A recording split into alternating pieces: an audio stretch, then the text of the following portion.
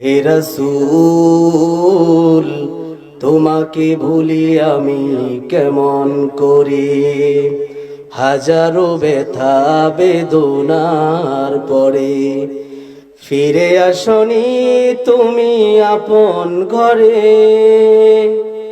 হে রাসূল